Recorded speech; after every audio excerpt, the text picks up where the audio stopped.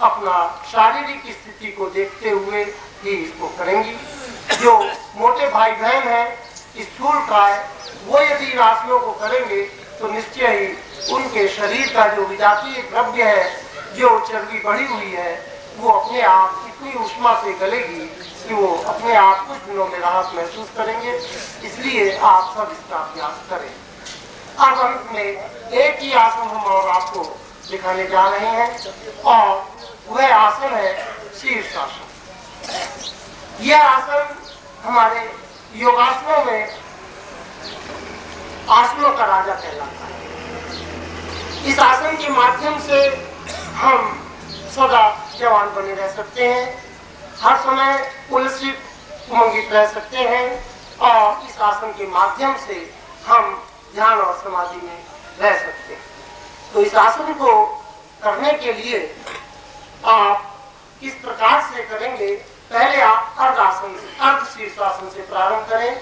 यदि आपको अभ्यास के समय दीवार के सहारे की आवश्यकता हो तो दीवार के पास आप खड़े होकर के करें और इस प्रकार से आप घुटने टेक करके बैठ जाएं। ये देखिए प्रारंभिक स्थिति। फिर अपनी दोनों हथेलियों को जोड़ लें, दोनों हाथ के पंजों को और हथेलियों पर सिर को स्थापित कर लें। और जब ये आप इस स्थिति में आ गए तो आप अपने पैरों को ऊपर ले जाएं और यहीं रोक लें। ये जो अभी आपने पैरों को यहाँ रोका, बाइसेप्स की जो स्थिति आप देख रहे हैं, ये अर्ध पद्मासन है। शुरू में आप किसी भी अपने कमरे की दीवार के सहारे इस स्थिति में अपने शरीर को नियंत्रित करें और यह विपरीत करनी क्रिया भी कहलाती है।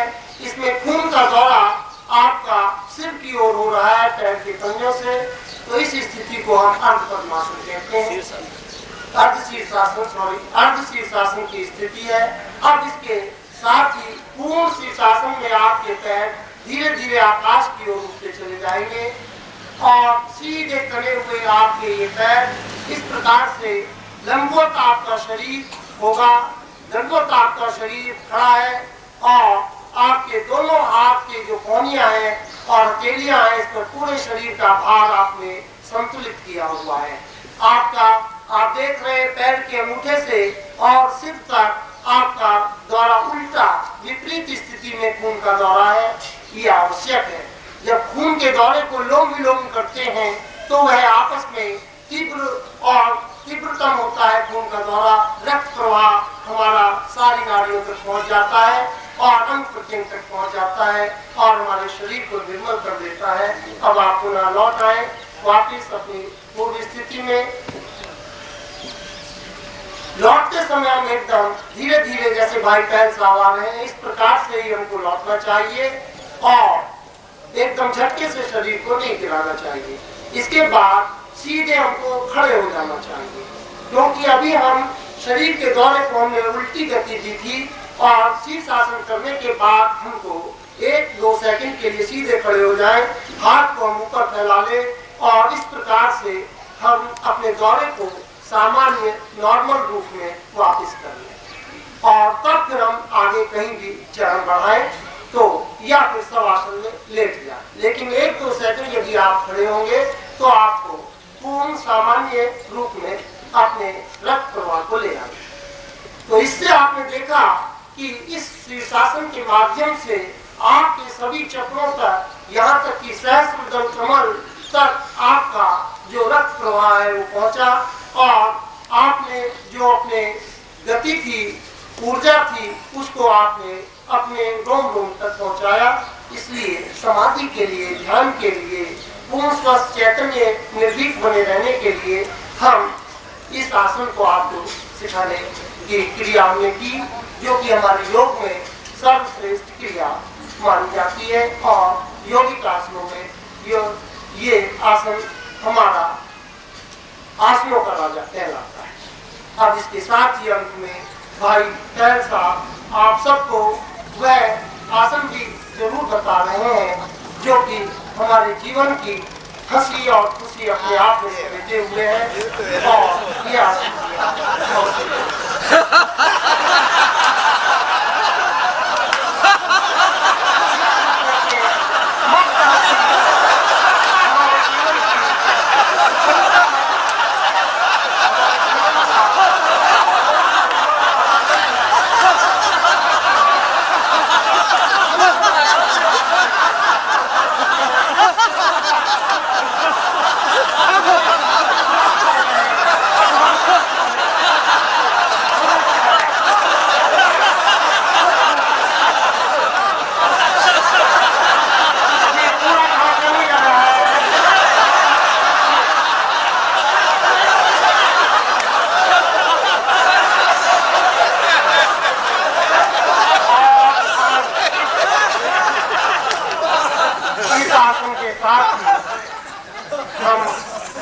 अब आपसे विदा लेते हैं।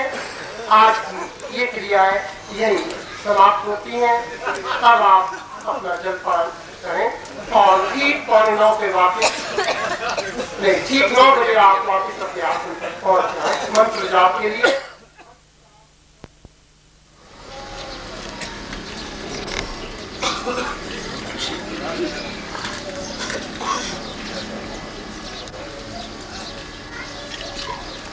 प्रभु का ध्यान करते हुए दुश्मन और गुरु के चरणों का दिन मानस में लेते हुए चरण स्पर्श करेंगे मानसिक रूप से। और आज की जो अत्यंत महत्वपूर्ण क्रिया है उसे हम प्रारंभ करने जा रहे हैं आज। और ये क्रिया अपने आप में इस अध्यात्म पथ की साधना जगत की ध्यान और समाधि की अपूर्व क्रियाएं हैं, दिव्यतम है अपने आप में। और प्रत्येक गृहस्थ साधक साधिका अपने घर के शांत एकांत कमरे में बैठकर इन क्रियाओं को संपन्न करता हुआ, अभ्यास करता हुआ उस स्थिति में अपने को ला सकता है जिससे कि वह गृहस्थ योगी कहला सके। जरूरी नहीं है कि वह गृहस्थ साधक या साधिका उन हिमालय स्थित योगियों की तरह वन अथवा पहाड़ों पर जाकर ही वे संपादित करे। वह अपने शांत एकांत पूजा कमरे में कुछ हवादार स्वच्छ निर्मल वातावरण में वो इनको अपने घर में अभ्यास करके गृहस्थ योगी बन सकता है। इन महत्वपूर्ण क्रियाओं में जो आज आप यहाँ संपन्न करने जा रहे हैं, सीख रहे हैं, अभ्यास कर रहे हैं, इन क्रियाओं में सर्वप्रथम हम नाद योग को लेते हैं। नाद अपने आप में हमारे अंतर और श्वासों में वह दिव्यतम स्वर है जो हर पल हर क्षण चलता रहता है। यह और बात है कि हम वहाँ अपने आप को नहीं जोड़ पाते और उस नाद से वंचित रह जाते। जब साधक शांत एकांत कमरे में शांत मन निर्मल चित्त गुरु और इस समर्पित अपनी पंचभूत देह को लेकर आसन पर बैठता है तो वह अंतर में उतरने की, भीतर प्रवेश करने की जैसे ही क्रिया बन करके करता है तो वह संसार से अपने आप को काट लेता है। और वह संसार से जैसे ही धीरे धीरे मंथर गति से वह कटता जाता है, कानों का स्वर भारी कम होता जाता है, अंतर चित्त की चंचल स्थिति थमती जाती है और वह अंतर में प्रवेश पाना प्रारंभ कर देता है। जैसे ही अंतर प्रवेश की प्रारंभ होती है वह अंतर की श्वासों की वह अनध्वनि उसे अपनी आत्मिक उन इंद्रियों के माध्यम से जो सूक्ष्म से भी सूक्ष्मतर है सुनाई पड़ने लगती है। तो आइए क्यों न हम भी उस दिव्य अनहद नाद के रस का पान करें, क्यों न हम भी अपने अंतर में प्रवेश पाकर उस आत्म दिव्य शाश्वत ध्वनि को सुनते हुए हम भी अपने आप को मस्त और आनंदित करें।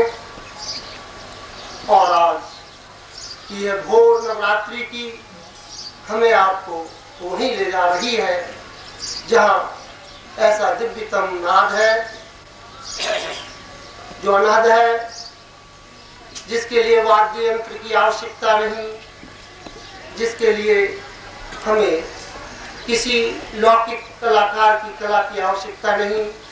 स्वयं में आप एहसास करेंगे, देखेंगे कि आप कितने दिव्यतम कलाकार हैं और कितना दिव्यतम शाश्वत यंत्र आपके अंदर मौजूद। हम आशा करते हैं कि आज की क्रियाओं के माध्यम से हम अपने उस कलाकार को जीवित कर सकेंगे जो अमर है और उस वाद्य यंत्र को छेड़ सकेंगे।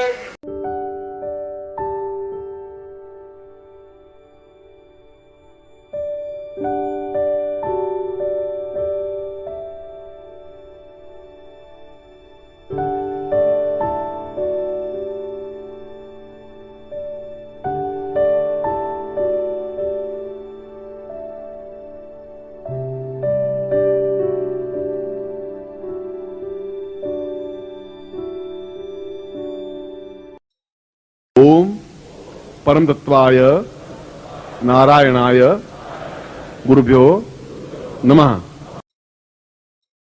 ओम ह्रीं मम प्राण देह रोम प्रतिरोम चैतन्य जाग्रय ह्रीं ओम नमः। ओम भूर्भुवः स्वः तत्सवितुर्वरेण्यं भर्गो देवस्य धीमहि धियो यो नः प्रचोदयात्।